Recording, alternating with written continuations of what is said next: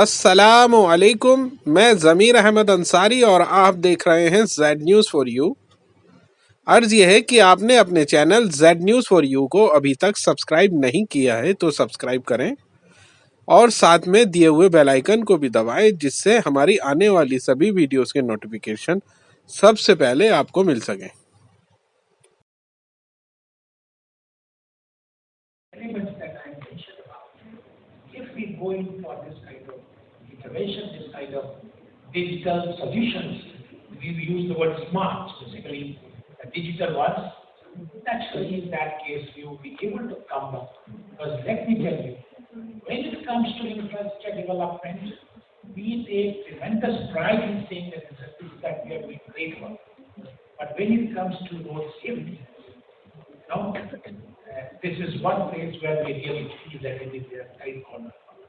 How to improve upon it, that still continues to be a challenge, and I'm sure that all those who are involved into this particular stream, they will be coming out with many solutions. I've got one more thing to say, if I may, this I can use this policy.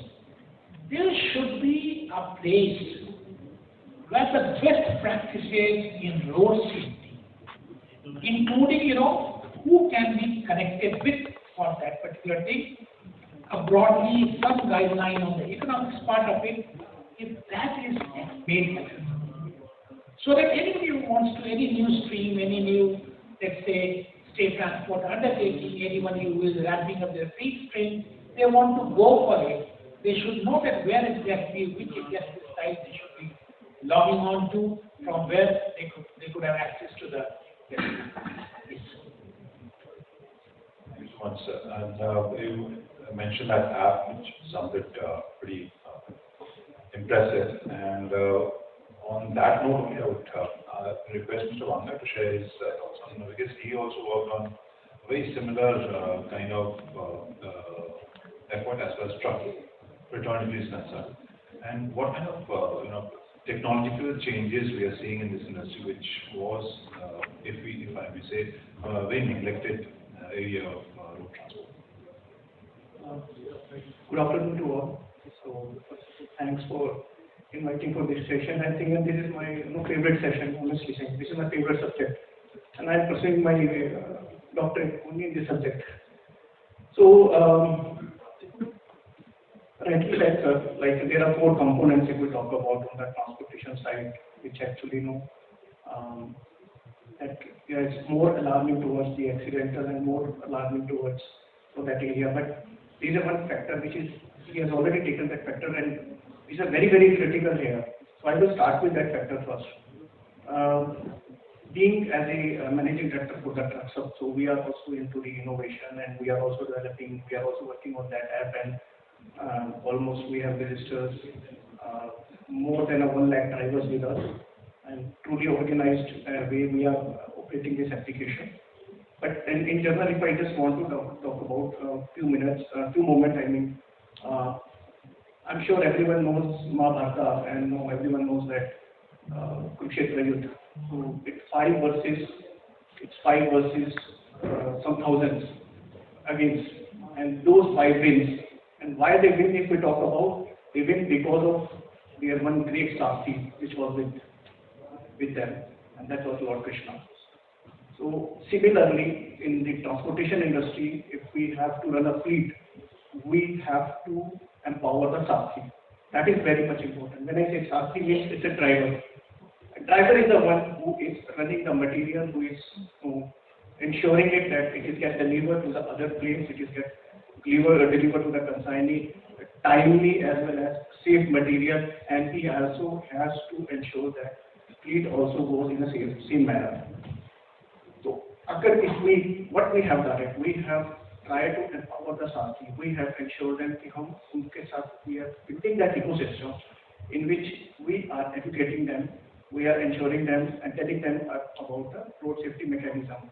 Our app also conducts so much thing on the AI, what is about their driving behavior, so कैसे चलना चाहिए, I mean why is run beyond the speed limit, why, what was the reason behind that, how many steep turns he has taken, how many accelerations he has done it, which he is not supposed to do that. all are because of the technology, because we have enabled so many, we have enabled the APIs, open APIs, and all our fleet owners and all our companies, because we have set up that as an open standards. So they have to just plug and play, and almost we are start getting the data from their devices, whatever the devices they have, whatever the GPS devices they have, whatever any other devices do they have, and they start getting the data. And these type of environments we are still building up, and we know that in another 1 year down the line, we will able to capture the entire market. Till now, we have already covered 1 lakh plus drivers. We are innovating them. We are ensuring them that they get a proper learning. They should get a proper knowledge that how the roads are and how they have to drive. And secondly, we have already, I think more than 12,000 downloads is already done for the fleet owners we are talking about, where they have already accepted and start using the system. I'm sure in another 1 year down the line, we will build all the use cases inside this and bring this platform as one of the robust platform for the SMEs, for the fleet owners, as well as for the drivers, which also reduce the logistic cost as well as safety concern. It will also will be a more optimal way of handling the complete ecosystem of logistic transportation, road transportation we are talking about. Mr. Bhandari, I would like to ask you the question, because right now obviously we were focusing on truck drivers, and we were also focusing on technology inside the vehicle. Last time I remember the kind of technology, the kind of camera or the equipment we are seeing on highways, regular roads, they play an important role in enforcement, road safety. Last 1 year, what kind of developments, evolutions have you changed? What interesting data have you seen? How, because after pandemic, if you see the number of road accidents, they kind of, during the pandemic lockdown, the numbers decreased. But after pandemic, we are back to 1.5 lakh plus road deaths. So if you could share some insights as far as the infrastructure is concerned. Good afternoon. We as Yellow, and we are more into road safety protection since last few years, and the roads development have increased, and road safety related to road safety is more concerned to the people, and we are more concerning about the people's safety and to reach home safe. So for that, we developed a solution called radar-based speed enforcement solutions and speed calming devices, wherein you calm the driver by showing his or her speed. Also, and if they are not listening or not showing the speed, and we are having the challan generate kind of thing with the proof. With the proof capturing the image of that particular vehicle along with the details like the number plate of the vehicle, and then what speed the driver is driving at what time and everything. These details you will get it in your control room, so that you generate a challan and penalize, so the driver get automatically okay, there's some solution is there on road and I'll have to be controlled with my speed and everything. Those are the solutions that we have developed in the last 2 to 3 years.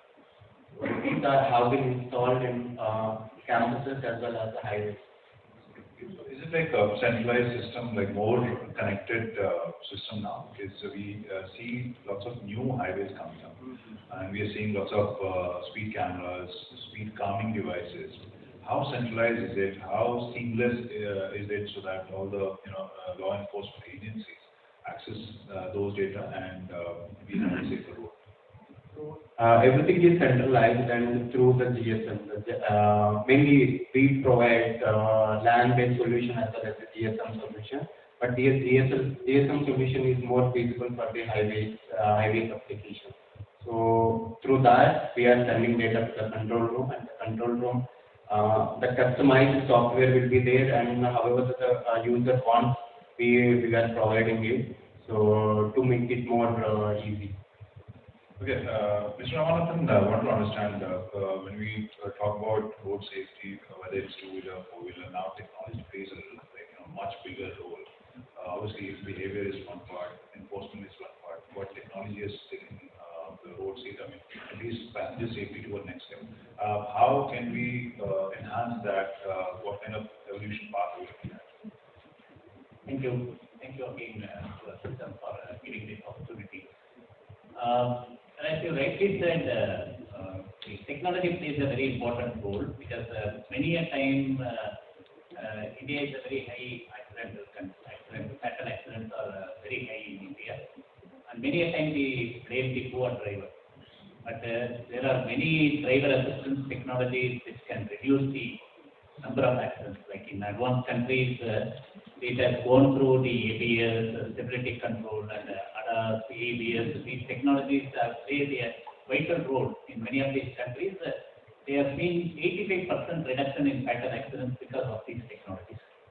And while India has caught up with many of the regulations on emissions, in the area of safety, we are at least 10 years behind. Like for example, the stability control came as a regulation in the early 2000s. We are still implementing it. It's still partially implemented. AEBS, the Advanced Emergency Braking System, came as a regulation in Europe in 2015. In 2023, it is still debating and drafting the standard in the states. So many a times there are now today many technologies are there. Like for example, if you take the accident data, many of the accidents happen in the early morning hours, where the driver is not alerted. And those areas and those hours, these ADAS technologies can help him very much by putting a radar or camera in front of the vehicle. It can see even if it is not alert. Like Sir explained, the inside looking camera, whether the driver is sleeping or he is sleepy or he is not alert, that can also be tested. Every year we see during the winter in the area of fog, we see one vehicle colliding with multiple vehicles and all. When the use of radar can prevent all those accidents.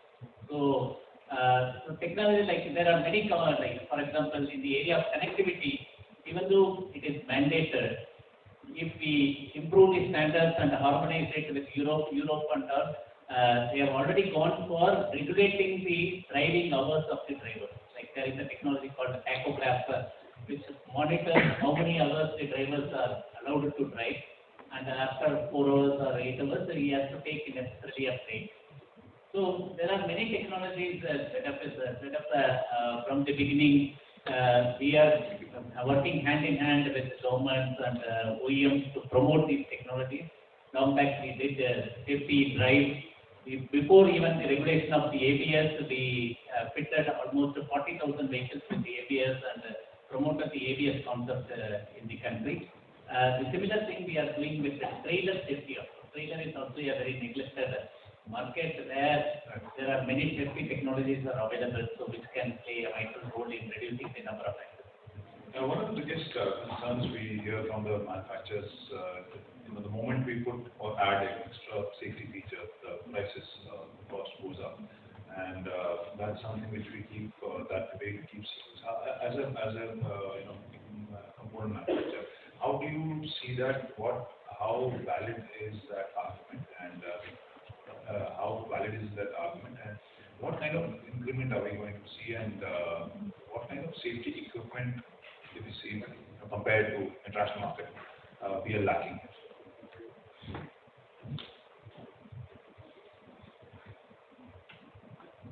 Yeah. Good afternoon, everyone. Thank you for this opportunity to share my thoughts about road safety and what we from the industry standpoint are contributing to improve the road safety.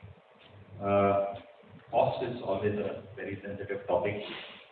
If you are adding technology, there will always be some incremental costs. We cannot avoid cost. I think what we should probably consider is the value that we get for that incremental cost. And with the improvement, a lot of core technologies related to communication, FID mandates, the overall semiconductor industry, it has bounced back in the last few months with respect to supply chain issues.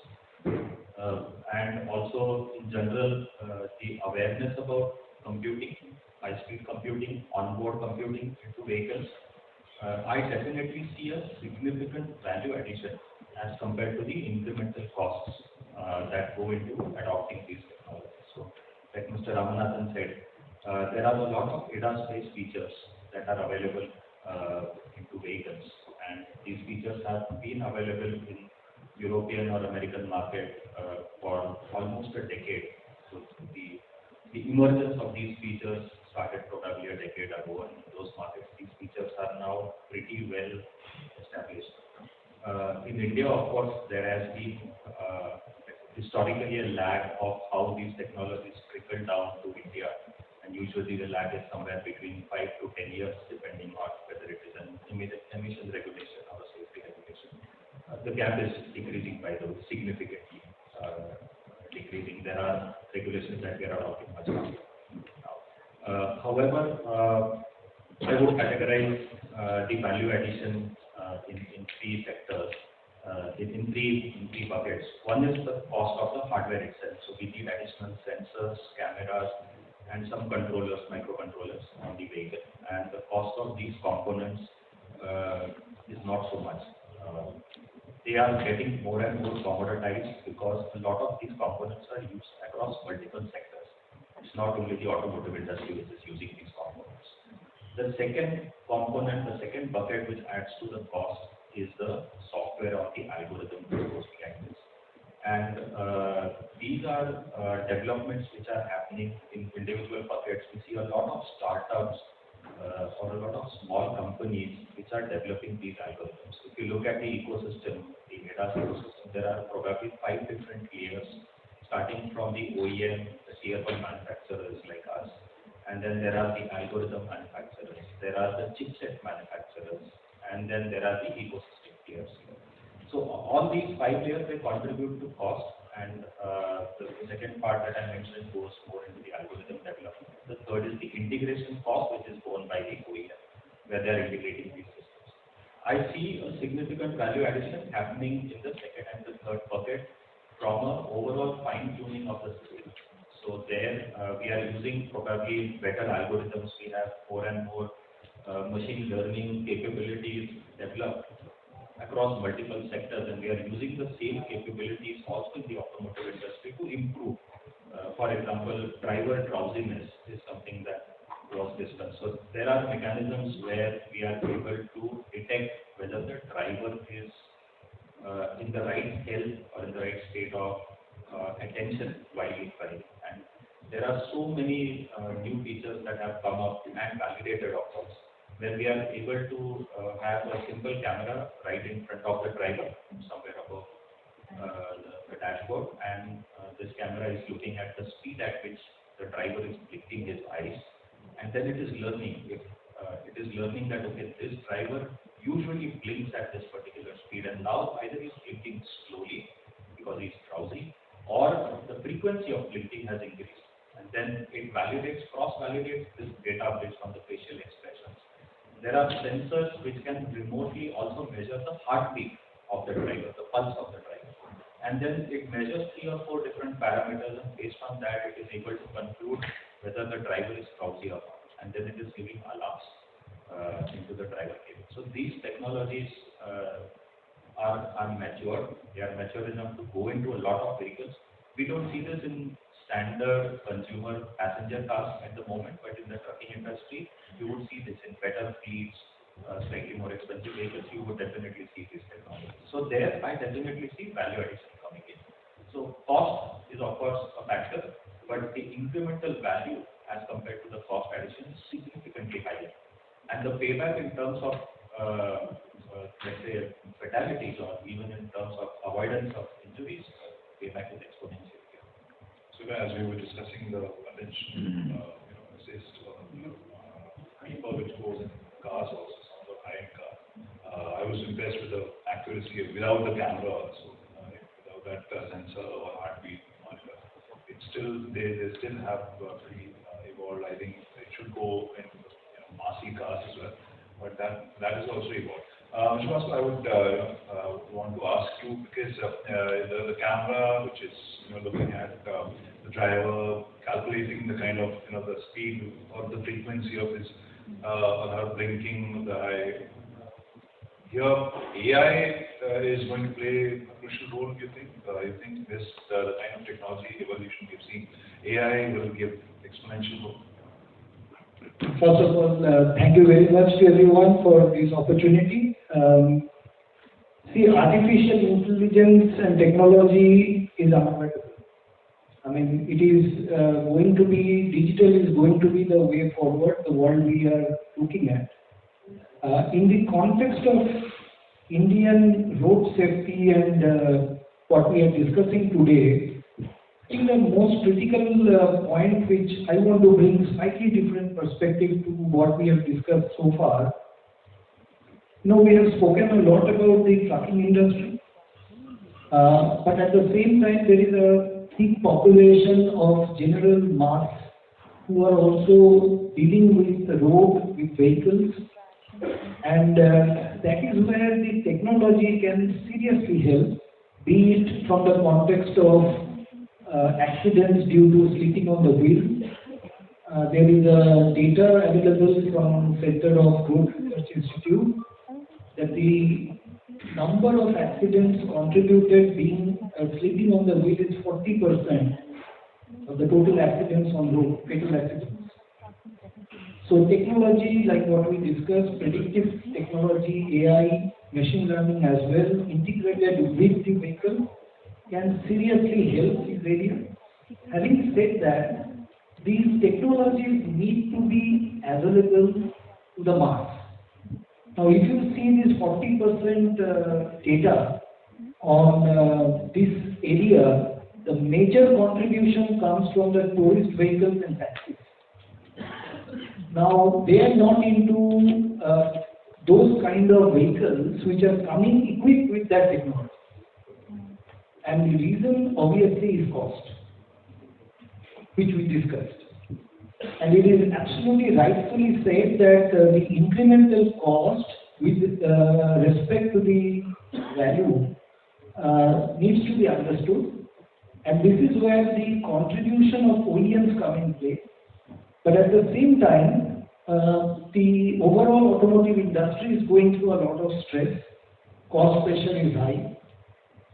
So in this aspect, my perspective is the enforcement part of out of the 4 E's play a very critical role.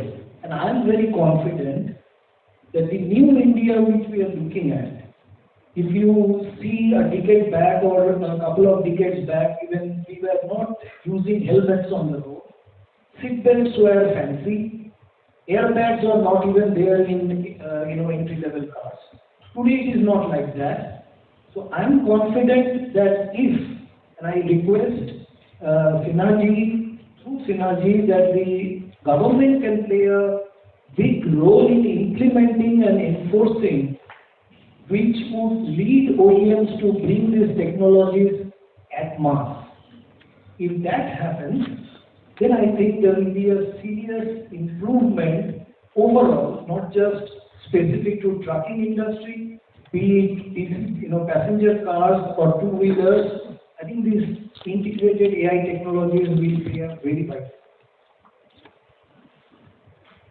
So, Mr. Saha, that's a valid question which we all see and face. That what happens when we introduce technology on the highways? Because one aspect is, as Mr. Basu said, that when we talk about the vehicle manufacturers, if we talk about mass segment, passenger car vehicles, the kind of accident, the number or the ratio of accident is not as high as we think. We can, this is what manufacturers say, that you can put whatever restrictions or add safety gadgets, but roads, enforcement on roads is one of the biggest tasks we need to handle. How do you see this? Because as I think we met last time also, and from there the numbers, when they came back to around 1.5 lakh. How and what kind of challenge do you see for Indian roads to make it safer and bring that number down? and especially related to enforcement? Yeah, this is You know, a lot of enforcement agencies are tracking people, they are already on the guard. But my sense is that, whenever the conversation on road safety is there, I always find one player to be missing. Like government is there for awareness, you are there for, upscale technology and digital intervention, he is there, OEM, he is there. But there is one key player that I always find to be missing. I have never been able to understand that. Why do I so? I'm sure that I don't know whether he is around or not. It is always the insurance people that they are always missing. While my sense is that they have got the maximum skill in the game. If somebody could write this thing on their head to them, that you see, this is the net loss that you are incurring just because of the accident. I'm sure they must have gone into details, and therefore it makes all the more sense that you invest this much into supporting the technology, having such seminars, organizing awareness campaigns, those kind of things. But this insurance people, they have got to be into it. Otherwise, without that, it will be very similarly to the commercial drivers. If some sort of scheme they could launch, I'm aware that a couple of places where they are launched. Okay, if you go for dash number of trips in a year, we give you this amount. So now, and that is a kind of, just see how the credit card system works. It is the point. So you earn the point.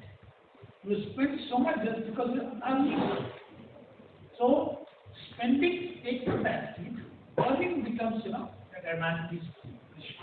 Similarly, for here also, if we could create an ecosystem whereby these insurance people are brought into the fold and they say that, okay, we will give you this small little amount in case you are able to go for this many bills, if you are going to say without any causing any safety violation kind of thing. So that will bring about a lot of difference. In addition to that, a lot of safety enforcement is going on. You are aware that the old vehicles, end-of-life vehicles, government is talking of. There are 334 million vehicles, 334 million vehicles on your roads. It is 24 crore vehicles showing available. Out of which 3 to 4 of them, 34 to 30 lakh of them are already end of life. They are on the roads. Either they are on the roads or they are cluttering up the colony somewhere. See, half of the Delhi spaces will be clean, but you are aware that the government is very keen on taking them out. So end of life vehicle, how to go about it, those challenges are there because, as I said, vehicle also has to be mindful, otherwise it creates all the complications. Similarly, the digital intervention is there. If the insurance people come and try to embed some kind of incentive or subsidy structure into it, that will be all the more beneficial. Plus, of course, a lot of digital intervention for better enforcement. I want to understand one thing. When we look at the technology part, obviously we talk about technology, how we can make the vehicle safer. But in truck industry, we always all the common drivers, common road users, they say that they are one of the most irresponsible drivers. Common. If you talk about common conversation. But when I spoke to you before this session, you shared some very eye-opening details of the kind of conditions they work in, which definitely makes driving and highways unsafe for many users. Could you share something with our audience today? Absolutely. So, first of all, I'm not sure everyone is aware of Indian drivers' condition. I think how much they are being paid, what is their condition. But if we compare with the other countries, so over here the drivers are not being paid well. Second, the pressure. The movement of the pressure, what exactly the material they have to transfer. Last minute demands, and everyone wants that to be delivered on time or before time. See, definitely it's a request, but that type of a digitalization is still missing if we talk about. And due to this pressure, they are driving a vehicle more than 17 hours, 18 hours, which is not supposed to be. Why the, if I talk about, we do have labor law available for the corporate, why we do not have any such strict law available for them as well, that they are not supposed to drive, whether they're willinglessly or not willinglessly, beyond the 8 hours, 7 hours. Why we do not have this important factor, like within the 3 hours of a time, they have to stop a vehicle, they have to take a rest, then move ahead. You see, everyone in a corporate world also, they are sitting in a AC cabins and all that, and still you need a small walk, you need rest within another every 2 hours, I believe. Everyone stand up and goes for some small walk, they go for a tea, coffee break. Why we do not have that for the drivers? I mean, is here. I mean, we should bring that type of a synergy inside the ecosystem as well. If we talk about US or some other countries like Canada, UK, and all those countries, they do have a standards. They do not go beyond that. I mean, because of that, their trucking movement is very expensive, but very safe. How many fatal accidents are there? If you look at the graph, you will see automatically. I mean, that stats is already available on Google. I mean, you can just check it out. So it's a huge difference, and we can also bring same difference over there. And that's what our target is as well. And we want that alignment to be here. And now, from the Niti officer is here, so I mean, I'm sure my message goes to the right people as. So that is one of the critical factors. So we should look, and everyone should raise a voice for them as well, so that they should get a proper situation and proper environment. Once it is done, you will see that definitely a reduction in more than 50% or 60% of reduction in all these fatal accidents without using any technology. So technology invades whatever you do. I mean, there's so much technology provided, but before that they are human beings as well. So we need to take care of that aspect. First keep it that, then bring the technology alignments, and then after that see the results. So if it is coming 40% benefited from there, another 40% will be from the technology as well. So being myself a technology enthusiastic, I always prefer to put technology everywhere. But still some human ground has to be done, and then once it is done, then put a technology in place. So road पे लिखने से ना speed, thrills and kills वो एक बहुत अच्छा slogan है, but it will not solve the purpose. तो कहीं ना कहीं हमें उसे ग्राउंड पे जाकर उसे sort out करना पड़ेगा. Why speed is important is why speed thrills and why they are on speed. That's important. And हम अभी जब बात करते हैं, if we talk about actual accidents, so majority of the accidents जो होते हैं on the road वो two wheelers के होते हैं. And if you see who hit two wheelers, majority of them are the truck drivers. Majority of them are the truck drivers. So हमें उस पे control करेंगे. If we control that area, the other will automatically. Slowly and gradually things will go in the right manner. But India है नीति योग से हैं sir. Like हम लोगों ने एक निर्भया केस हुआ था. We started with AS 140, but अभी तक इंडिया में AS 140 still not implemented. And today I got to know it's almost 8 or 9 states. One of the gentlemen from here informed me that 8 or 9 states have able to implement AS 140, which is a very crucial, very important for all commercial vehicles. लेकिन अभी तक हम पिछले 10 सालों में सिर्फ 9 states में cover कर पाए. Basically, tracking device. Yeah, it's a tracking device. After the Nirbhaya, because the bus was not able to track, and why was not able to that stop that the brutal rape. And after that, the government came with this, introduced the AS 140. That was the story behind this. And then it was told that every commercial vehicle has to be equipped with the GPS devices with a BSNL network inside it. But look at the BSNL network what we have across India. I'm sure everyone knows the backbone. Everyone knows BSNL, how much BSNL network is there. And with the OEM providers and GPS device providers, telematic device providers, we are still on M2M devices. We're still running it end-to-end. While we are running end-to-end, then we have a 4G available. 5G is approaching, and most of the things are converting into the 5G slowly and gradually. So look at the technology area. Though we are talking about reaching to the 5G, but we are still using our M2M devices, which is running on the 2G, and we are using for that platform. I mean, I do not understand why. What is the reason? So, from your answer, it actually gave the point which I want to ask, which I want to comment, Videshi. If you want to take, we talk about truck drivers, truck accidents, passenger car, but under natural law of physics, one of the most unsafe commuter is a two-wheeler. How do we use technology to make their lives safer? What kind of intervention, like in technology-wise, we can do because they are the most vulnerable one? Yeah. Actually, in terms of technology landscape, it starts with a simple, like for example, the drifting from the lane departure warning system. And when you go to the autonomous emergency braking, there are the systems which can give you warning. Like it is called a forward collision warning. So if you are about to collide, so then there are some technologies, next level of technologies, it will give you partial breaker. Then there are technologies which will give you full breaker. Like this, there are now technologies available when a fully loaded truck, it can come at 80 kilometers per hour, and if it sees a collision possibility, it can come even to a stop. That type of technology is available today, and it is demonstrated in Indian road conditions.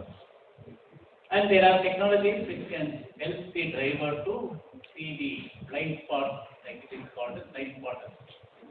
Then there are technologies which are already, one of the technologies is rear parking assistance sensor, which is already enforced by regulation. And there are technologies which can also help driver to brake automatically when he sees something is there in the rear, it can be braked automatically. Then there are higher levels of technologies which can take him to the platooning and other things, those technologies. Let me, maybe it may be a long way, so we don't talk about that. When it comes to how it supports the driver, like for example, some fleet owner is having a fleet of some 100 vehicles, and he has a mix of skilled drivers and not so skilled drivers. How to identify the not so skilled drivers? There are connectivity devices today which can monitor how the driver is performing. Like for example, he is doing horse driving or he is driving okay. So you can identify those 5 or 10 drivers by his driving pattern and pick them and give them training. So this is one type of technology which is available. The second type of technology is I am driving through different routes.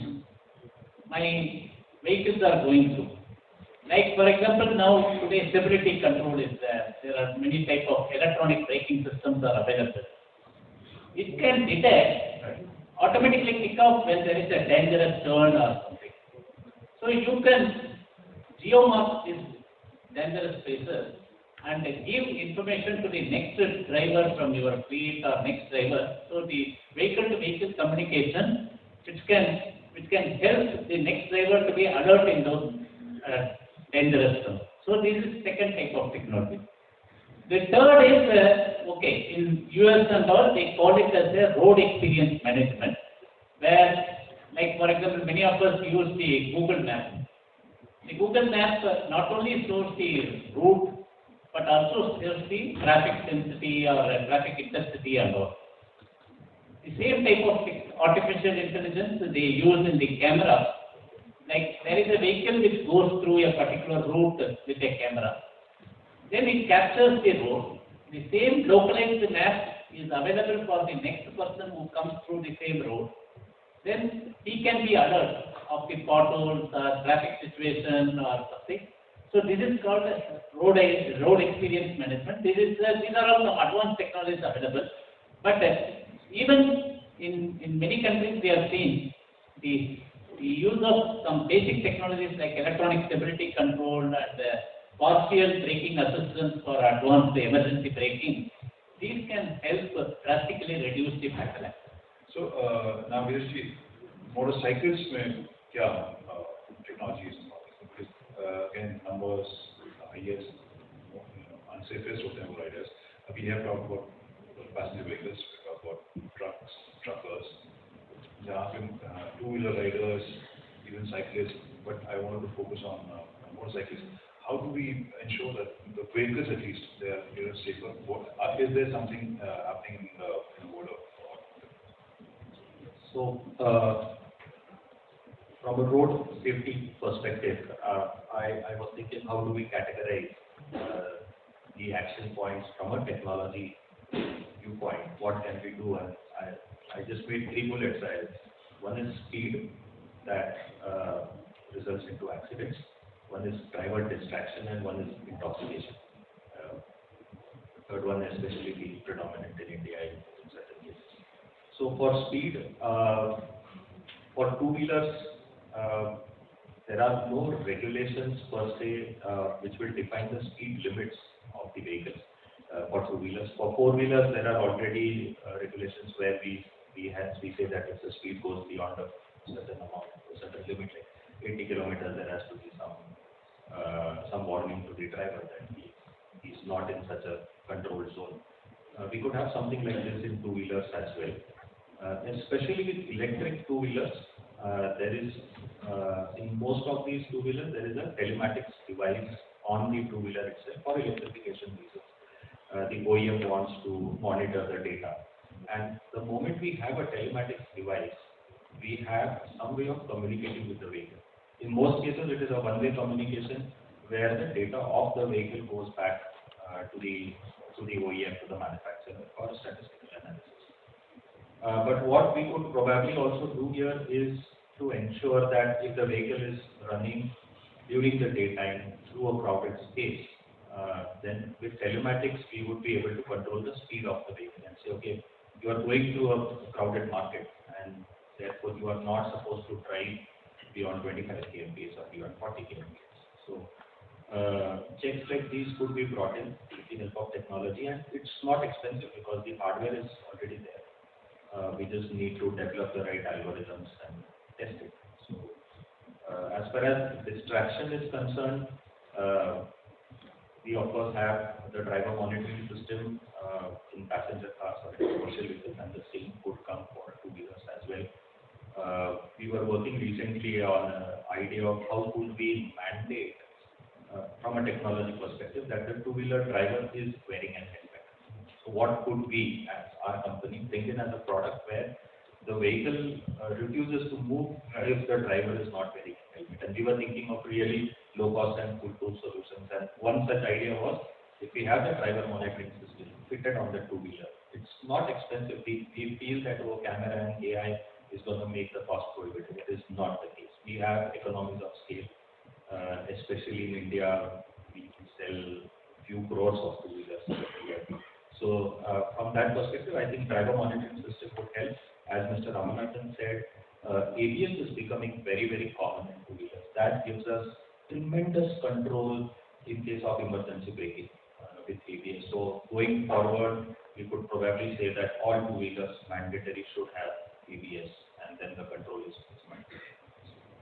Yeah. And now we are about to close the session, but I want to understand, Assocham, so one of the unique things about this kind of gathering with industry participation, how can the corporate world, manufacturers, OEMs, and everyone, they can work on a plan where somehow we make some kind of change, we put dent on the road safety records in India. So how do you see everyone working together? So that's a very good point. I think to conclude, this would be a point to consider that this is a very collaborative action which is required. I represent an organization, Tidewater Oil, which is making the brand Vidal in lubricants, as you know. and it's a century-old organization. We have been very closely working with OEMs, be it Honda, be it Hero, be it Enfield.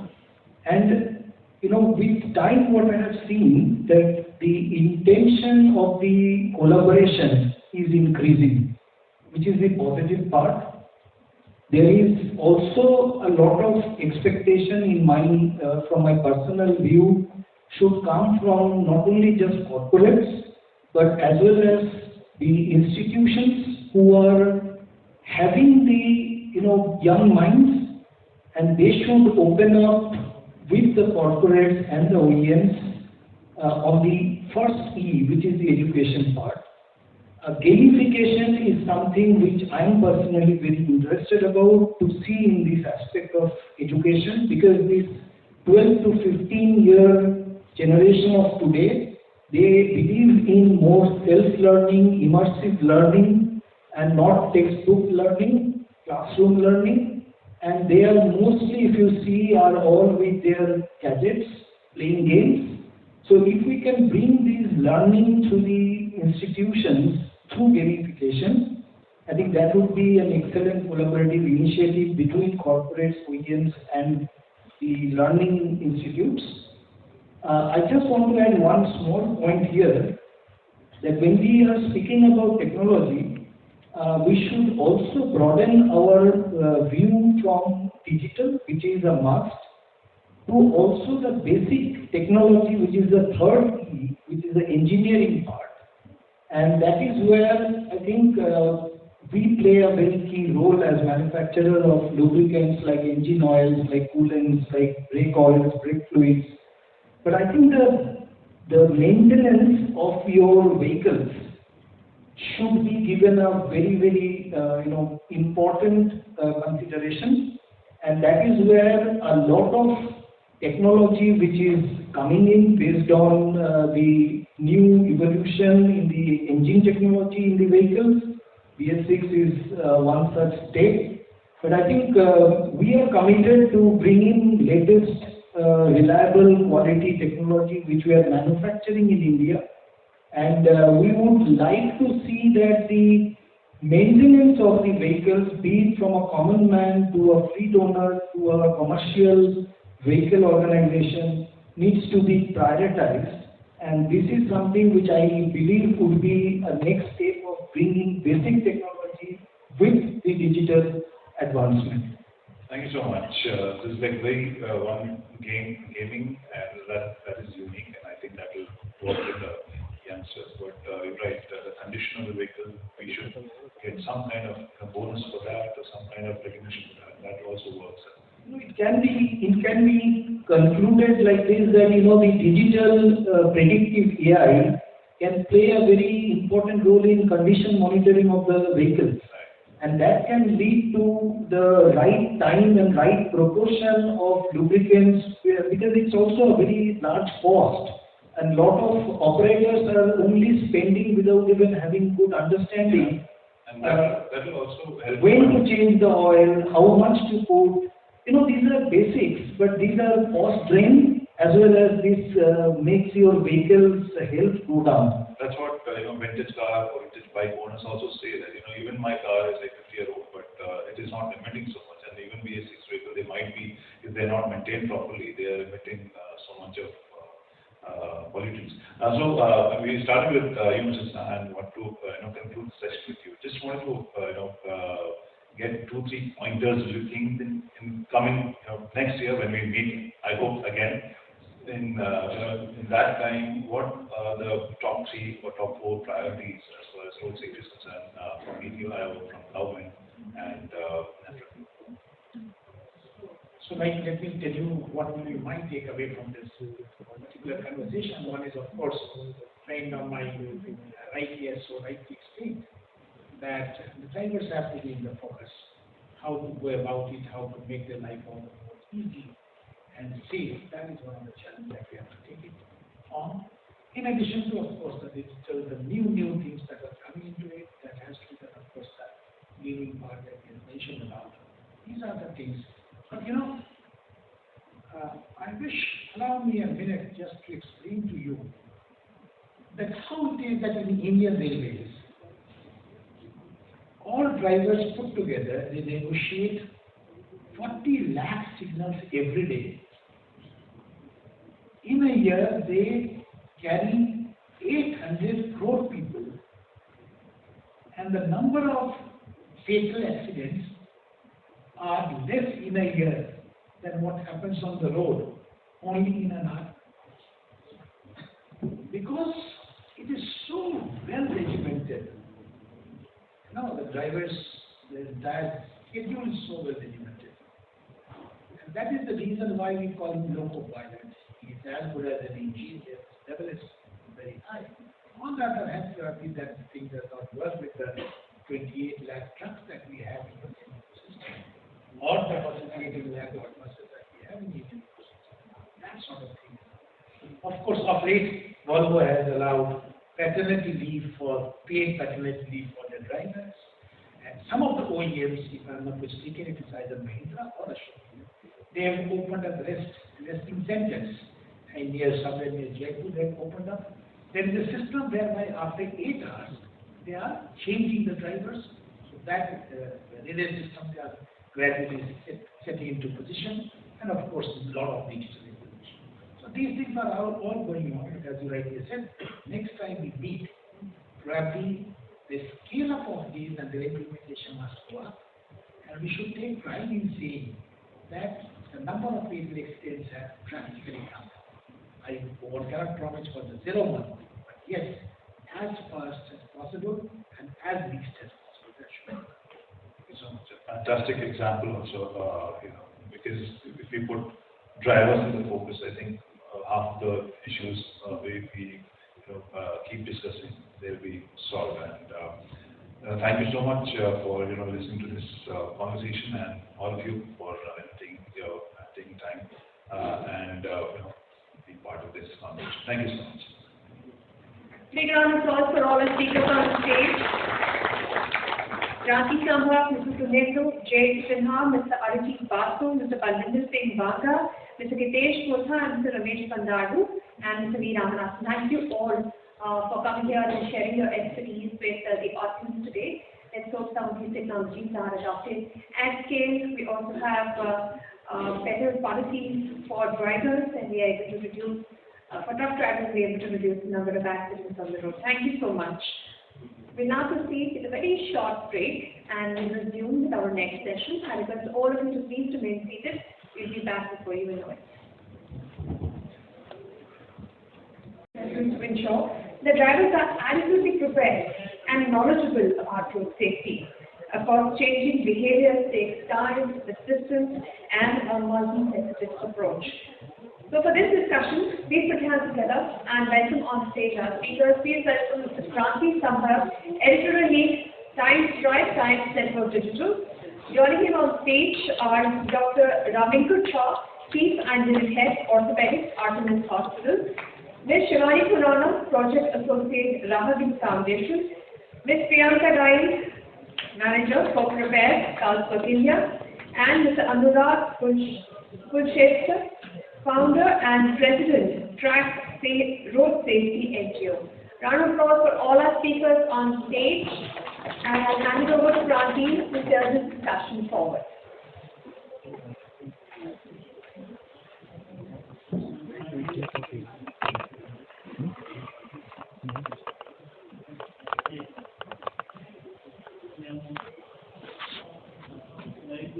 Check. Thank you, Nishan.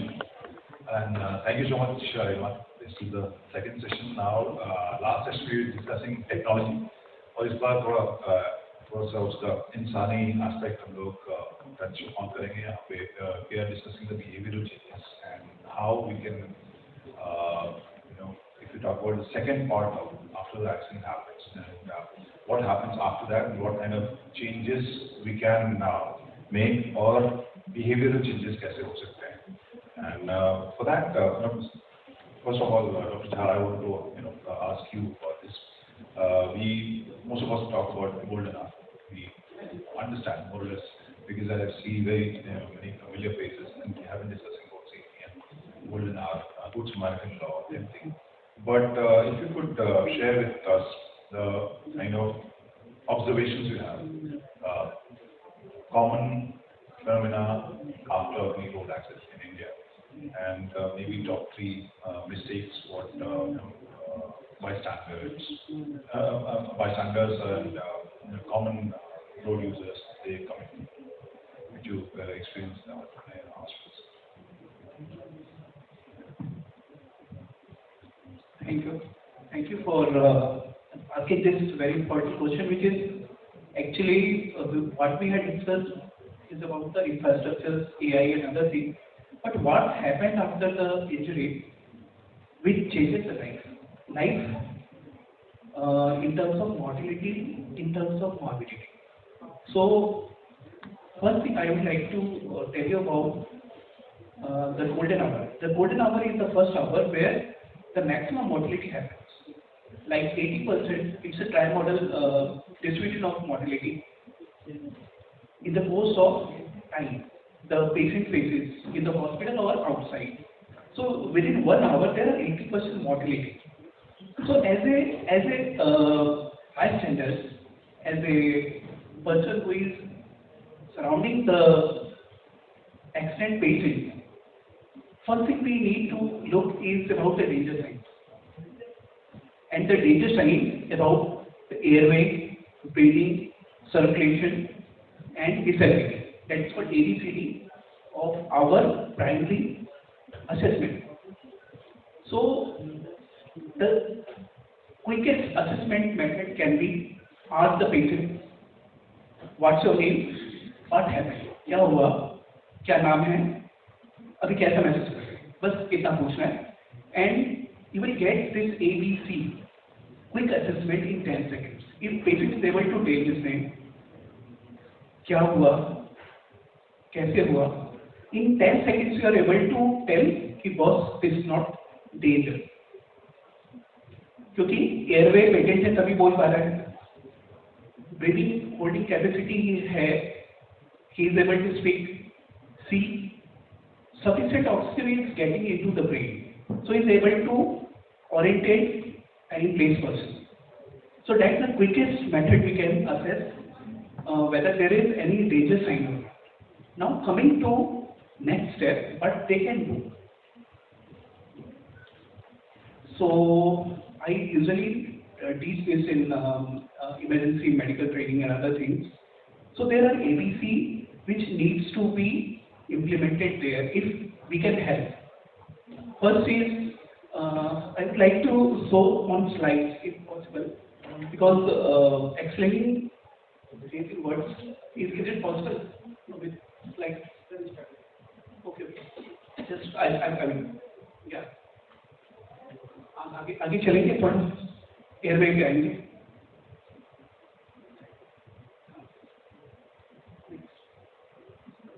Okay.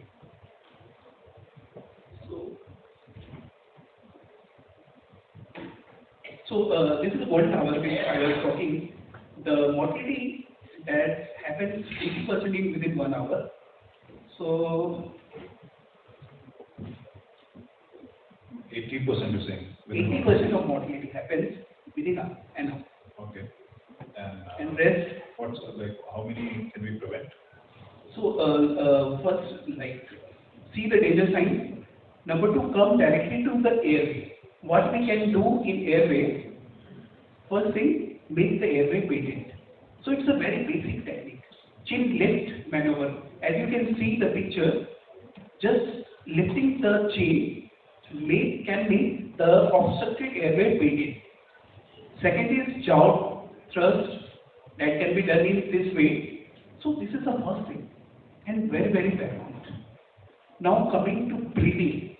Breathing is like something we can do, but that is very heroic thing. Certainly it should be done by someone which has experience, but you must have seen this in restaurants and other things, like making a cricoid incision by knife, or you must have seen in the movies also. So if anyhow, if airway is not patent, then whiteboard needle can help. And coming to this, like one condition is called tension pneumothorax, in which there is only one way valve is made and lung is collapsed. So if we make a simple needle over the second intercostal space where this has shown, so it can prevent tension pneumothorax, which is like one of life-threatening condition which can kill the patient within 5 minutes. So this is second thing. Third is about the circulation. If there is an acute blood flow which is causing the hemorrhage, so by simple tourniquet we can apply over the extremity like upper limb or lower limb. It can prevent blood loss and can make patients survive for another hour. So ABC, airway, breathing and circulation. Now coming to the third one, like we are more restricted to the non life-threatening condition like fractures and other things. So boss, fracture बाद में आएगा, पहले हमें ABC करना है irrespective of anything which is happening there. So last thing here I would like to tell here, spine जैसे जिक्र हो रही थी. So this is one thing which we make mistakes, like shifting the patients. We are very, very enthusiastic in helping, but we need to understand this one mistake can make like paraplegia, which is not going to recover. The recovery rate of paraplegia, traumatic paraplegia, is less than 10%. So 90% won't walk in their life. So if we take care of this step, what we call lock, we can make the patient like lock and two people helping to putting the patient on the hard board. That can help to reduce the spinal cord injury. Okay, and about this helmet, I have witnessed this. So by removing this helmet, they are causing more harm. So there is a way. First, stabilize the cervical spine. This is of paramount importance. And then remove the helmet. Don't be in hurry in removal of the helmet. So there are a few observations that we can implement. I mean, if we simplify, because two or three steps are, I think they're pretty advanced. I'm not sure if everyone can do it. But if you want to give a message to anyone in this room or anywhere else, that in case of some accident, what are the three things you have to do, or the three steps? What would you suggest, other than these? Because one thing which I'm sure which many of us have seen in the movies also in India, we just lift people and put them in an ambulance or the car or anything, which we don't see in Western movies. So that is one difference which we have noticed. But otherwise, spinal injury or as Mr. Kutresh was also saying, that other countries, good Samaritan law also meant you just stand there, give moral support. That's also important. So how do you, because everyone can't do all these steps. Certainly. So till that law is implemented, like that is implemented in US, that you can't help the victim. You can call 911, but you can't help the victim. You can't touch it unless you are trained. So in India, till it launch, we can help it. Like ABC, I have mentioned that airway, breathing, and circulation, and this spine. And one more thing which we can do is this one, like splintage of extremity. That reduces pain and prevent the blood loss also. So whatever is available, like newspaper, just make it roll, apply bandage there. You can split it. You can apply the pelvic binder if it's pelvic injury. So it is one of things which can save the life of patient. If ready-made pelvic binders are not available nearby, you can just apply the bed sheet. So it will save the patient's life. And now, sir, yeah, you want to add One thing, like transformation of the victim or the patient. In case of spinal cord injuries and all, like our governments are promoting take 2,000, take 5,000, you are getting 5,000, 2,000. Get the patient to the hospital. Is it the right way of promotion with Good Samaritan law? It may give the worse impact or the positive impact. So in other words, how do they know whether they're doing, more harm than helping them? How can anybody know that? It's a awareness. Like we need to implement this soft skill in schools, colleges, and make it mandatory. कि बहुत ऐसे करना है. At least if we are able to educate, like our literacy rate is 60%. Understood. लेकिन अगर accident हुआ तो वहाँ पे मैं अगर खड़ा हूँ, I would not be able to judge किसको spinal injury हुई है. Yes. So spinal injury is one thing which is not certainly life-saving, but certainly it prevents its severity. So एक तो डेंजर सेंटर का ABC का और spine cord में भी मूवमेंट इस टेंडरनेस है. आपका पेन है from neck to back. First thing, in high velocity injury, presume it as a spinal cord injury, unless proven otherwise. जैसे राज मूवी में डेवलप था ना कि आपको लगता है कि राज खुलने वाला है तो आप ये समझ जाओ कि राज खुल चुका है. तो यदि high velocity injury है, presume as a spinal cord injury. Sir, that's a simpler way of approaching it, I guess. कि अगर high speed injury है तो मान के चलिए. Presume it unless proven otherwise. अब नेक्स्ट टॉपिक या नेक्स्ट इशू के ऊपर बात करते हैं जो सर आप अभी डिस्कस कर रहे थे. How because we have been discussing it for couple of years. What's happening? किस तरह से इस आवर में golden hour what we are discussing, how response time or response of the agencies, they can, I think last figure which I know is around, we can say around 51% of the those victims. How is it now? Actually, there are a number of problems related to this.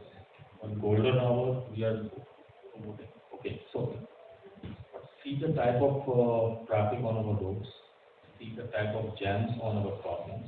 It's related to all of these. You can see number of ambulances are just in the heavy traffic and they are unable to move. So first we have to work upon the channelization of traffic. Then we can think about the golden hour, patient transportation within 1 hour.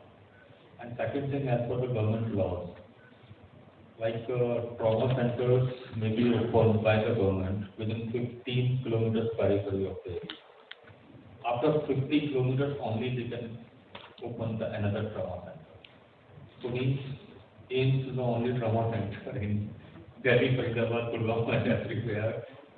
So next trauma center cannot be opened. So I think there must be a collaboration amongst all the private hospitals too. And like government is providing 5 lakhs insurance claim. I think that can be clubbed with everyone. Because right now the government, the private hospitals, they are afraid of being involved into such cases. They are also thinking, okay, just take the first aid, whether the condition of the patient, whatever it is. They are doing just a little, like now, first aid, and they are transporting that for this the patient, or they are telling the police, okay, go to the hospital, government hospital. Condition is really poor, as much because the number of vehicles are increasing every day. Our roads, our crossings, because these are not channelized, so there's an unnecessary traffic jam because you can see from extreme left people are taking extreme right, from extreme right there are people taking extreme left. So this is a fuzzy situation on each and every crossing. Like one more example, like I think today morning special CP was here and he was describing about the Mukarba Chowk. This is a black spot for last 6-7 years. We are just talking about this. No improvement, no treatment on this crossing. We are just describing it. If you are there on such crossings, automatically it will take time. So golden hour has to be defined in terms of traffic jams, traffic situations, channelization of traffic, everything. And these have to be addressed first because these are the basic problems. Our ambulances are stuck in traffic. They are not getting the, because yes, we do have the challan rate like 10,000 challan. Look, challan, we cannot give the way to the ambulance. Traffic is there on 3-lane crossing, traffic is in 5 lanes, already there. Ambulances, they are not moving in 1 lane, they are just taking turn here and there. Who will be blamed? Who will be challenged for that? Who is not giving the way? And if somebody is just pushing the vehicle, you will be challenged by the camera. So there is no particular system about this. Three-lane traffic means three-lane traffic. It has never been enforced by any of a single police person in India. That is, lane driving is the basic concept of road safety. So that's the, I mean, enforcement is the most important thing you mentioned right now, or what can we do to change? I think yesterday also I saw two ambulances stuck. All of a sudden, जब वो ambulance निकलता पीछे जो driver होता है उसके पीछे पीछे भगा दे रहा था, so that वो भी तेज चला जाए. So that hasn't changed, as you said. So what can we do to change that? It will not change. First, we have to work on lane system. For you all, I am just telling you around during this Commonwealth Games, you must have seen 3 signals placed on each 3-4 signals. Anybody knows about what was that? Why 3-4 signals were on every crossing, on every side? Just simple traffic light or something else? Is 3-4 signals are there? That was a new technology adopted by the police under this intelligent transport system. They have adopted this technology. Is there any answer? Anybody knows about why 3-4 signals are there on each crossing? This was a lane designated traffic signal. And nobody knows, even the police person, maybe higher officials also not know now. This is lane designated traffic signal. Means if you are in the extreme right lane, right signal will be giving you the vehicle whether you are on for this or not. Straight away the middle one will be giving you the vehicle whether you have to stop your vehicle in the middle lane or you have to move further. Left lane, whether it is a free left lane free or not, blinker will be there on the third signal. Interestingly, nobody knows in Delhi what these signals are saying. This is the use of technology. And that was the basic concept of road safety. You have to enforce the people for lane driving. There is no concept. And it has become the fantasy. Like our Delhi government has announced around 2 years back that they have let only bus lanes throughout Delhi. The lane marking of bus lane only throughout Delhi. And they were saying that now buses will move in lane. Why not you and me? Why not the motorcyclists? Why not the cyclists? And why not the car owners? Means lane driving for buses. Interestingly, I am claiming, and even I am claiming, if anybody from New Delhi to Qutub Minar, if they can drive the vehicle in left lane, vehicle means heavy vehicle, I'll give 1 lakh to each and every driver. That is an infrastructure problem. I designed. They cannot drive. And even how can you make this has become now fantasy. Advertising is there, thousands of billboards, the hoardings are there, lane driving, every bus is having a hoarding behind it, I am driving in lane, posters are there, but how can they drive? So, Shivaji, this is the biggest hurdle, I think, as far as Rahgiri is concerned, this behavior change or lane sense, what Delhi drivers or even other city drivers have. This must be the biggest challenge for you guys. Yes, I think this starts from within the department itself. We as professionals knows well that lane driving is important, but when we are on ground implementing the changes, we have to first convince the officials why it is important.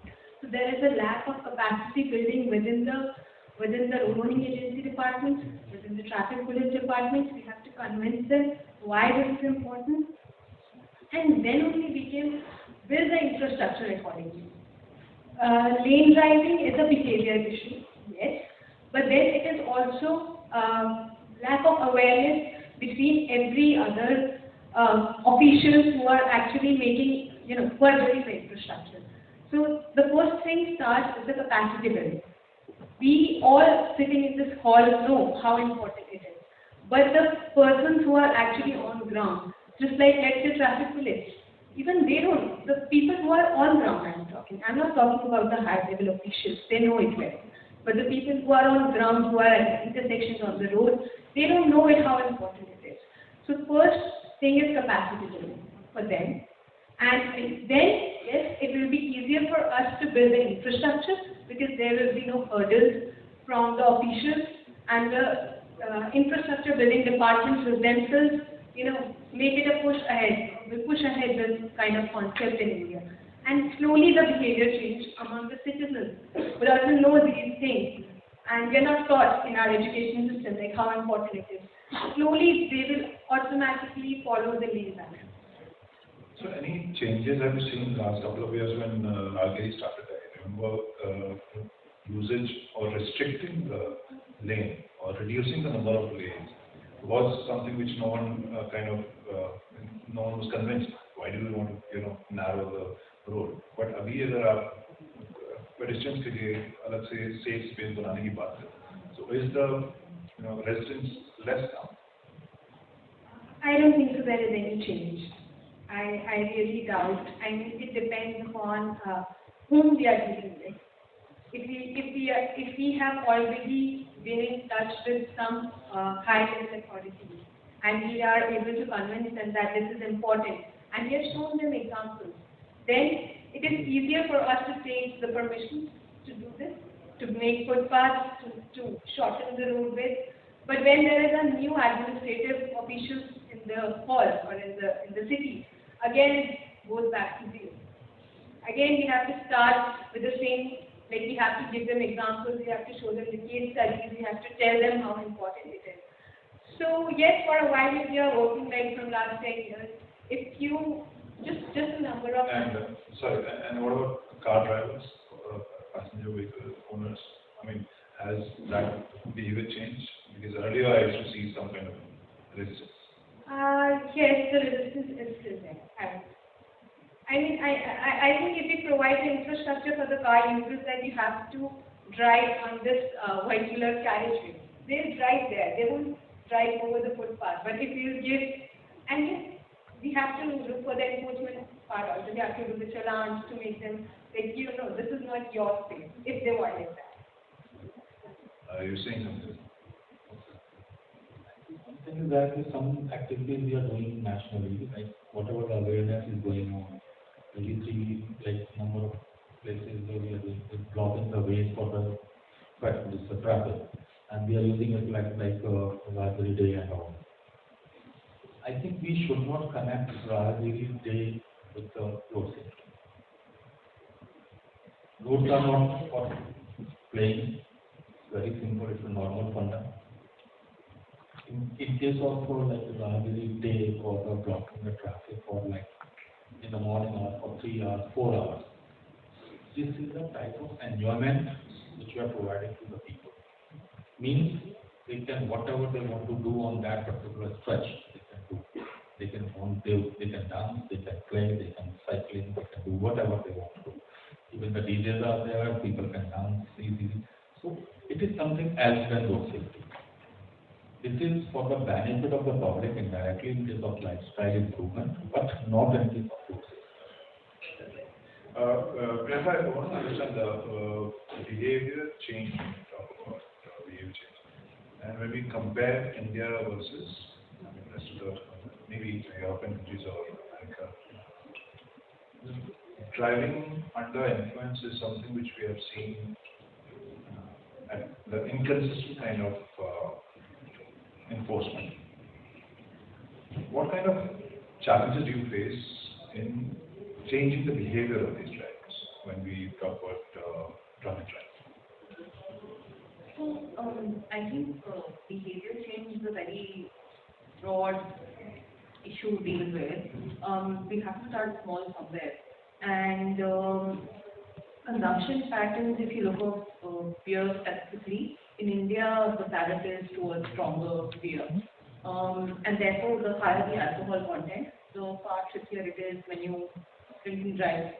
One of the goals that Carlsberg India has and we'll be working on is zero responsible drinking. In order to achieve that, obviously a lot of steps need to be taken, but it's also about expanding the portfolio and working with the government to kind of look at the excise taxation, etc. So that work is already happening in parallel. And specifically for the 18 to 35 year segment, we ran a campaign last year on Facebook and Instagram to try and just create more awareness. The point is, it needs to be out there and it needs to be spoken, reiterated multiple times in order for someone to register and also kind of try and move that needle. A research had quoted that somebody drives 80 times before they are challenged when drinking and driving. That number is exorbitant, right? And if you look at global statistics, it says 1 in 10 people who has an injury for road safety belongs to India. That number is massive. So there will be multiple prolonged initiatives that need to be taken. One obviously is creating more awareness with the younger audiences now because they are also coming into the consumption pattern. The other is influencing indirectly. It's about reiterating it to your own stakeholders as well, right? Whether it's employees, whether it's affiliate workforce, whether it's factory workforce. It's something that needs to get ingrained and also incorporated within the family. So small initiatives that happen here and there, very important. In India, we see lots of accidents happening because of drunken driving. Then, when you talk about responsible drinking, it's very difficult for common man to connect these. How do you navigate that? So the idea is to emphasize on positive beer consumption, which is alcohol consumption. It's also about the ground level statistics show that urban consumption of liquor is far higher than rural consumption, and the actions also happen in this pocket a lot more, right? We are expanding our beer category by adding low and no alcohol beer segments there. There is messaging that goes out, that will start going out on the cans. There are activations that happen from the brands that we work with, which will also have an extension of responsible drinking going out and integrated. So a couple of initiatives, and the idea, what we did last year from the campaigns that we ran, the idea is to kind of grow on ground now and try and work with the truck drivers that we already do, but amplify that portion along with truck drivers, sales workforce, external audience at large, right? So that messaging kind of starts trickling in. And it's something that the wider industry is also doing, but it's like will be concentrated efforts going on continuously to be able to make that difference. You must be seeing these kind of patients who in emergency or trauma center or referred from other hospitals for mental accident because of consumption. So how do you deal with it? And what's the number? So first thing I would like to say, reports are there is gross underreporting. I can tell you first-hand experience. Patients come with alcohol-induced delirium and accidents. The first thing their family or friends tell, please don't write alcohol in seats, because the moment we write alcohol intake or something, the insurance and other things gone. So now they need to pay for it. So first thing, it's grossly underreported. As a medical person, the problem with this alcohol consumption induced accidents and their management happens because of one thing. First major thing is the A, B, C, D I mentioned. D is disability. Disability means neurological disability. So we are not able to get whether there is an element of head injury or not. So first, clinical diagnosis. Because they are sedated, their mental what we call orientation is slightly deteriorated. So now head injury can also lead to this condition. Alcohol can also, and there can be synergistic effect also. Alcohol plus head injuries. So first clinical diagnosis happens there, and it's a torture for both doctor as well as patients undergoing more investigations like NCCT head and frequent, repeated. So first thing is this aspect I would like to. Recently, we saw in Mumbai the drive was pretty strict, even in Delhi. But post-pandemic, we have seen the alcometer usage and restriction or enforcement on alcohol or drunken driving was higher, or maybe lesser. So what's the reality right? Any idea, any number, Mr. if you have, what's the scenario right now? Actually, it's a continuous process. Sometimes police is right now having a drive, like for 1 month or 2 months. We cannot rely on that data. Because out of 12 months, if they are having a drive for 2 months, it means they don't have the 10 months data. So we cannot have any significant achievement out of that data, particularly from the police department. Yes, I remember one drive which was started by Mr. Muktesh Chandra, who was a special CP here. That was a chapter view. Like there were a few pockets in Delhi, like maybe in Gurgaon. So he was having a enforcement drive every day in the night, around 11 to 3 p.m. On the roads, chapter view means अगर आप CP में से कहीं से भी पीछे निकल रहे हैं, तो anyhow you will be caught from any direction, from any road. So you have to create the fear of law amongst the people. As a businessman, if I am a liquor company, I am having the responsibility to sell it more and more. I am responsible for more consumption, of course. But this is the law, or the law enforcement agencies. They have to focus. Yes, if you want to consume alcohol, maybe at a safe place. Maybe you can use another driver who is not consuming the alcohol. So this is a responsible behavior. How it can be achieved? By the proper enforcement, like such drives every day, every night. And there's a propagation of this type of enforcement by the media, so that everybody comes to know every day, yes, can be caught and checked. This type is the law of probability. If you are having the daily news in your mind, or you are looking towards the news every day, yes, I am having the probability to be caught by the police. If I am having that fear, yes, it can be addressed. Otherwise not.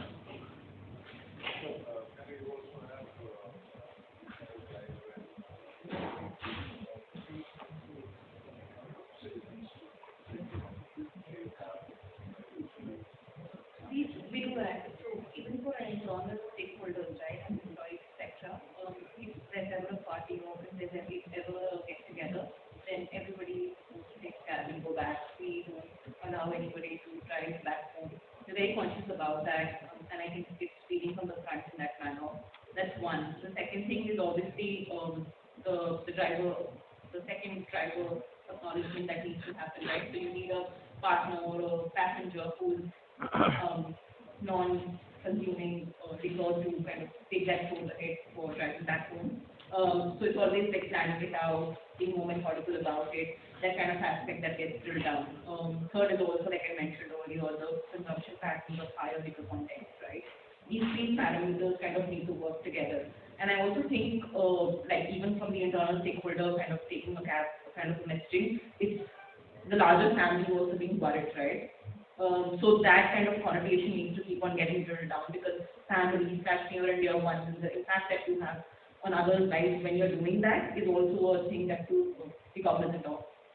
Okay, so now from drunken driving, I would like to move back to the lane discussion we had. So, Shivani, want to understand when we saw some projects which Mr. Kutresh also mentioned, and I remember some of the stretches in Gurgaon and other places, I guess. Lanes were restricted. How was the experiment? How has it helped? And after that, Mr. Kutresh, I would like you to answer that as well. So, how was the result, and what are the changes? What's the experiment you did, and what's the response? So initially when we try to bring this concept, or when we tell this thing, or when we start doing a change which is visually which appeals like we are narrowing down the roads, it is always a thing of like a question mark, like why are you doing this? You are making less space for a car, maybe. But there were few cases, there were few soft trials that we conducted where we actually narrowed down, where we actually did the lane balancing. And when the project was completely like running in a complete phase with proper lanes and everything, and we gave a designated space to each road user, whether it's a car user, whether it's a pedestrian, whether it's a cyclist, or maybe a ITT mode of transport. Then they automatically they started liking and enjoying going through that intersection. If I can say example right now, it's Assocham. We did a soft trial at Assocham. So we actually narrowed down the vehicular like carriageway with spring bollards and something, and then we gave designated space to each road user. Then they started appreciating the project. Each and every stakeholder appreciated the project because they saw the change. So, but our challenge is to make the change on ground. Once we do the changes, once the changes are visible to the society, they accept it, they enjoy it, and they also appreciate it. That becomes example for us to replicate onto other intersections. I think that is what we are. And, there was a reduction in number of accidents, I guess. You discussed number of accidents and number of fatalities. Yeah, like all the number of fatalities have been decreased, and number of pedestrian fatalities have shown, like in 1 year of Gurugram Mission Zero, I can say, 12.7% of pedestrian fatalities decreased. So which is a good achievement. And here we have just completed 3 intersections so far. And we have done like trials, soft trials in 4 or more intersections. But if we will start doing it more, see the number of death rates that we can bring it down, see the changes that we can bring to the society. And I would also like to add on to the like transit people. So we also, as like designers and standards, we are also focusing on making the infrastructure which can accept the human error. This is something that people will make errors. This we have to avoid. In a society like India, where there are multiple, there are diverse number of people, so they will make error, whether it's drinking, driving, or some other, law breaking or something. But we have to make our designs which are acceptable to human error, and that is what we are fighting every day with each and every stakeholder to get it done.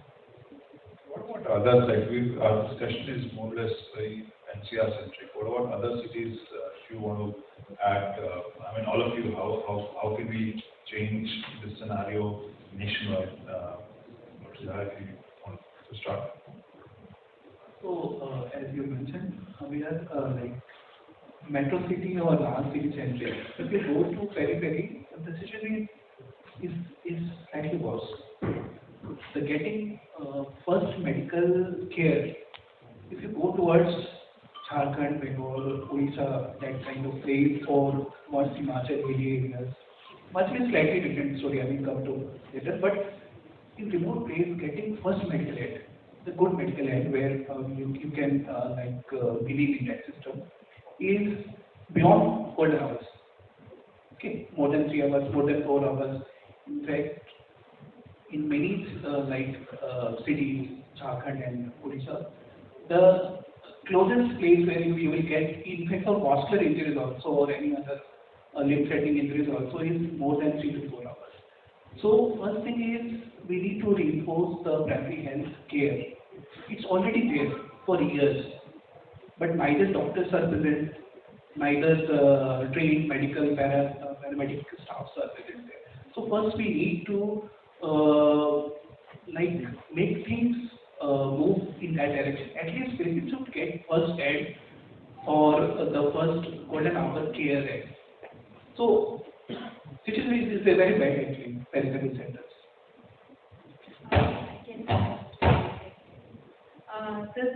The immediate need, like we as normal citizens, we don't know what service to provide to a patient who just met with an accident. But on ground, we have traffic police at major intersections, even after every interval, they are there. Why don't we do a capacity building workshops with the traffic police of each district and train them there how to give the emergency care? We doctors will not be available immediately. Other people who know how to treat the patients will not be available immediately. But traffic police is there on the ground, which can reach to that spot in the fastest way possible. So we should also give them the proper knowledge how to treat the patient. I think that is I don't think they are anyway overworked. I think the force is anyway overworked. Yes, this is again But you're right. I mean, that could be one, but maybe more than what the common system could help. Traffic cops would help them. But I think what Dr. Jha was saying, that is also a vital point. We need to reinforce the primary health centers where the first responders are reaching faster, more equipped. Number of trauma centers, and in fact there is a concept about the satellite centers, that is which feeds the trauma center, which should be in every 2 to 5 kilometers. That's the vision actually, zero vision. So every 2 kilometers there should be some first responder. First responder means it's not mandatory to be like doctors should be available. Some trained EMT, like what we call emergency medical team, should be prepared with some basic infrastructure wise, like some first aid tools and other things, so that they can get there like within say 10 to 15 minutes, and if possible they can call the trauma center and they will be lively. We are bringing this patient with this condition so that they can get some help from the trauma center. Right. What data you have from smaller cities? Okay, just say Delhi में देखते हैं Mumbai, Gurgaon, anti-drunken driving drives are there. बहुत सारे drivers suicide करते हैं. But in smaller cities, it's not that strict. So if you have some data which you will share with us. Not data particularly, but like from a mindset standpoint, right?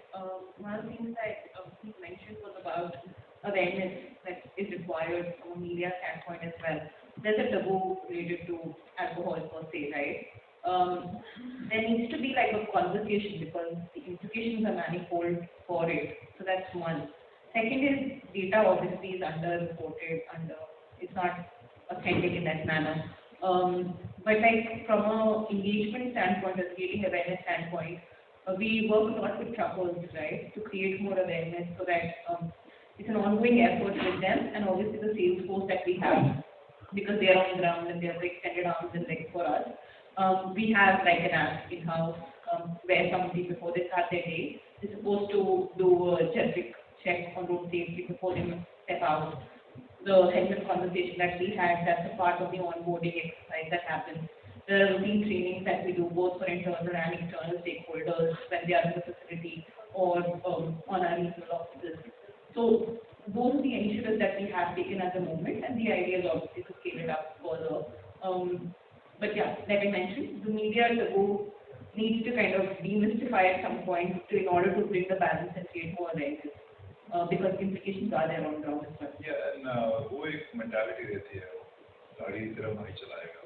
What, like, how do you see that? अगर मैं आपसे पूछूं, it is still there after so many years of discussion, awareness, drives.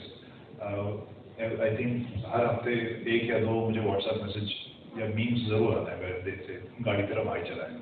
Why is it so accepted? Actually, I think the last time also we discussed on the media content and all. There are two things for any social evil. This is a social evil, which is commonly you can find everywhere in everyone, whether it is literate or illiterate. Everybody is showing the same behavior everywhere. Right? One is the provocation and 0 point, and then the improvement level. We are unable to improve the level of the provocation, and we are focusing on the solution. Till the moment we will not be focusing on the provocation at all level, cannot do anything. Unfortunately, we are promoting all these nonsense. Like I'm giving you some examples. Like recently, Delhi Police has announced during the peak hours, don't enforce. Why? Means I am under that mentality कि ये मेरा 9 से जो है ना 11 वाला time है, police नहीं रोकेगी।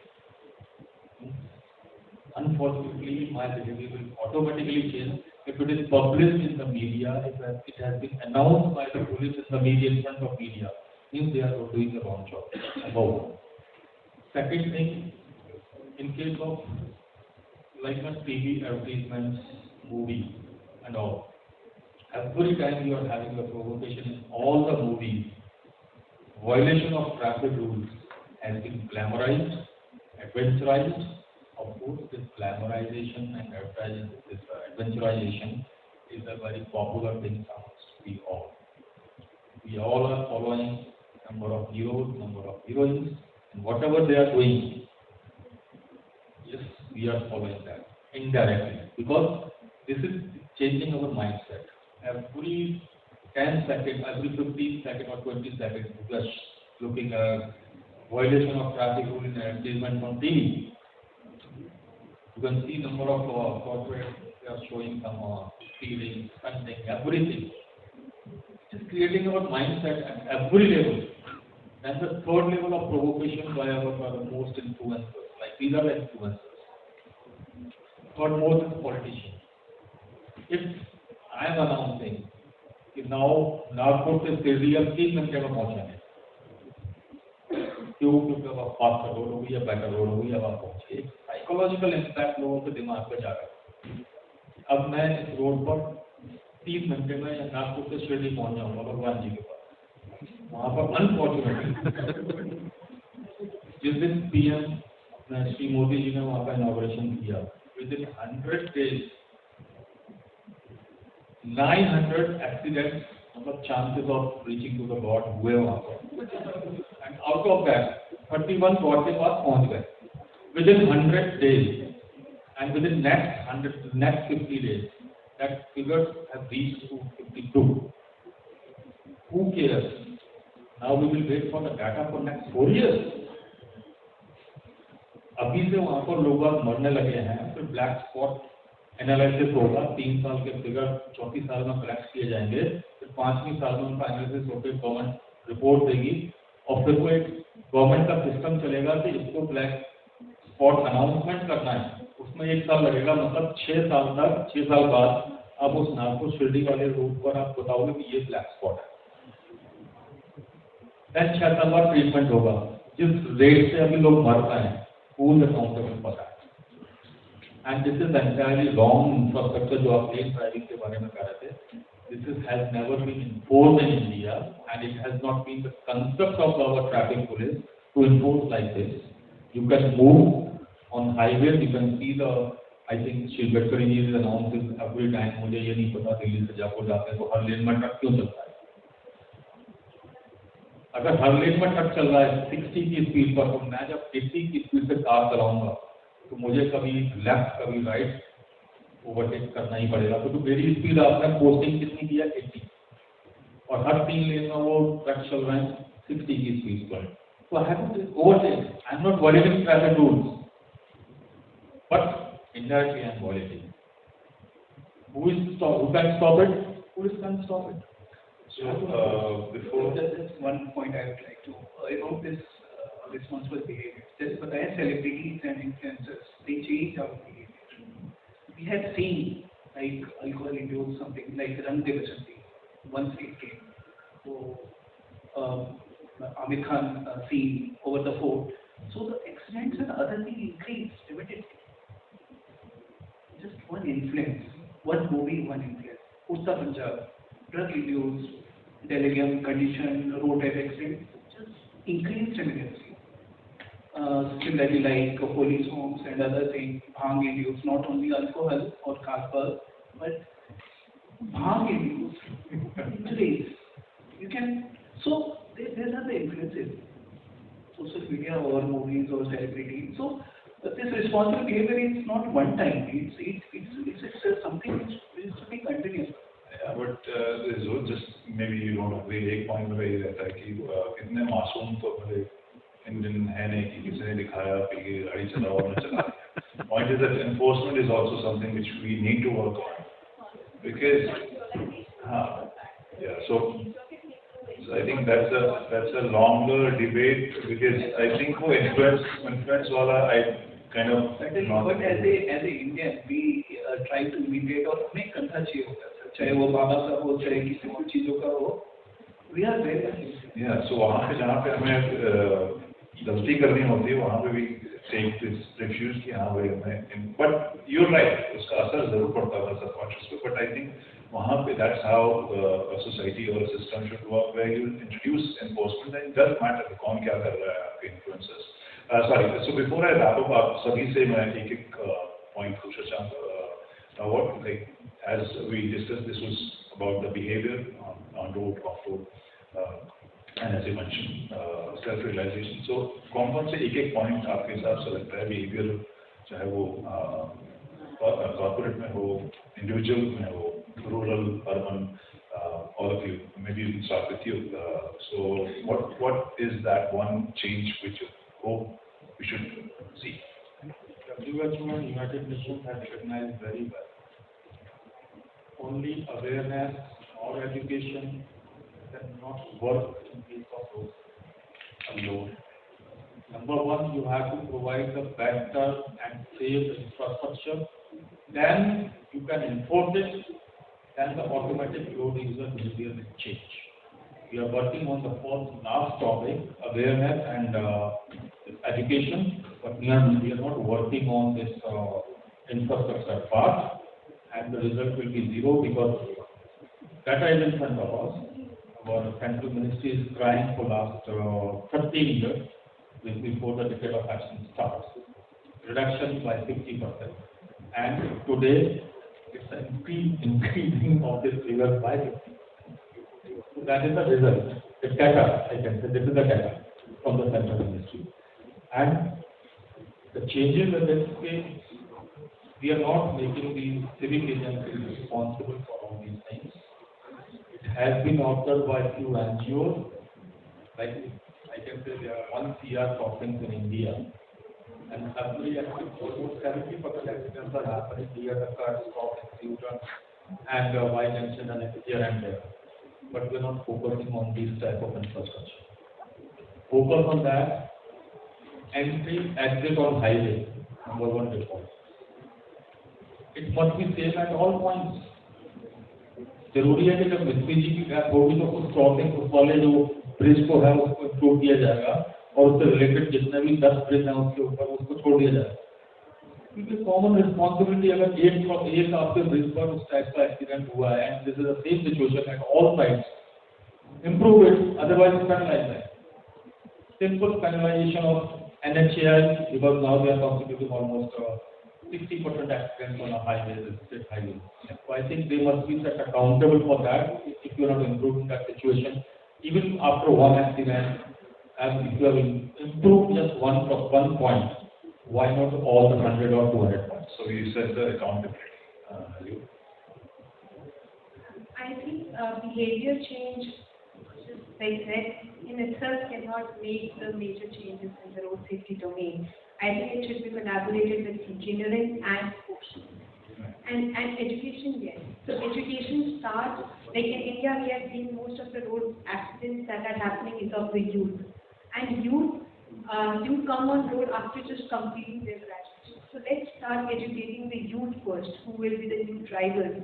What is the right way of driving on Indian roads, or the right signages, right piece of information, which and it also starts with the concept of the driving license that we give in India. I think it's everybody here knows how the driving license we get. There is no proper training to that. If we know that this is a serious thing, you are coming on the road, it's not just you who is responsible. You can also harm other people. How serious this thing is driving on road. So this starts by taking the driving license in hand. I think that training should be considered very seriously, and then it should be trained among the youth how serious it is to drive on road, how important it is, and slowly the change will, become bigger. So I think differentiation of the content of alcohol patterns that are there right now, that needs to be better evolved, defined, more support in terms of policy. The second point is obviously the awareness and behavioral change that we're referring to. And is more options, right? Like alcohol-free beverages, more education from that perspective, and also like awareness. 2 points I would like to suggest. One is education point. Make it mandatory. Basic life support and road traffic accident awareness should be fixed question in annual exam. School, colleges, number one. Number two, like cancer. There's a ad in movies. Cancer is not the biggest killer. It's a road traffic accident which is the biggest killer of mankind. एक छोटा सा clip उसका भी बनता है boss. Makes sense. Thank you so much. Thank you so much for your time. आपने इसमें हिस्सा लिया and you shared valuable pointers with us. And thank you so much. आप सभी जुड़े इस session में. I think we have one question. फटाफट. सर ऐसा होता है कि जो है ना हम लोग जो है ना बिना मतलब के ना हॉर्न रात को 12 बजे भी आएंगे ना हॉर्न हो जाएंगे.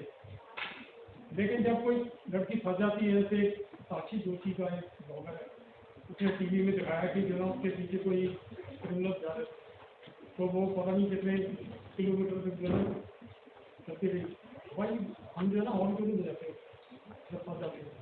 जब कोई एक्सीडेंट हो जाता है उसमें हम हॉर्न क्यों नहीं बजाते? तो दिस इज वेरी मतलब जो है ना आप हॉर्न भी बजाओ, लाइट भी यूज करो, कुछ लोगों को पता यू आर इन ट्रबल. तो ये चीज़ भी जो है ना इम्पोर्टेंट है.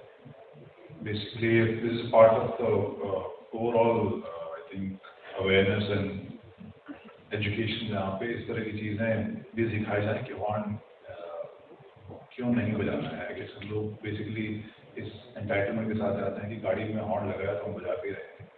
बट जरूरत होती है तो बजाते नहीं. जरूरत होती है तो, जैसा मैं थोड़ी देर पहले कह रहा था कि जो हमें ईजी रहता है हम लोग वही रास्ता पकड़ते हैं. वहाँ पर बीजेस आई थिंक वहाँ पर वही होता है जो और भी हम कई केसेस में देखते हैं. जैसे कुछ अमेरिकन लॉ में भी जो बात हो रही थी, so many people just avoid standing next to the victim. अब जाके थोड़ा सा अवेयरनेस हो रहा है हॉस्पिटल और पुलिस स्टेशन के डर से. People never used to help each other. I hope it will change after few sessions like this. Thank you so much. Thank you so much for joining and taking our time. Thank you to all our speakers on stage for sharing their experience. I'm sure this is a long journey and you will not have any overnight success. But thank you for sharing your experiences and your suggestions so that we can come closer to our end. Thank you so much. I request all of you to please gather for a group photograph.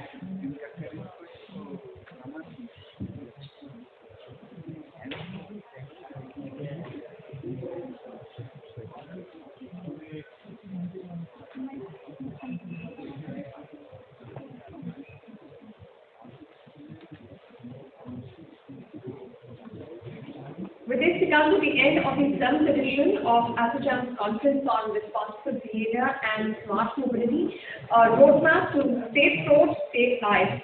We hope the takeaways from the conference have been insightful and will go a long way aimed at making our roads safer and inculcate a behavioral change to be mindful of safety when driving. We would like to thank our sponsors for their support, our platinum partner, BMW and Honda, our hygiene partner, Dettol, our silver partners, Adored, Drink Responsibly and Initiative of Carlsberg, Dahagiri Foundation, Truck Sub, Unomita, Vidol, Dennis Group, our healthcare partner, Artemis Hospital, our supporting partner, Track, and our beta partner, Science Drive. This is your host, Anisha Megadhan, signing off. Do join us for lunch.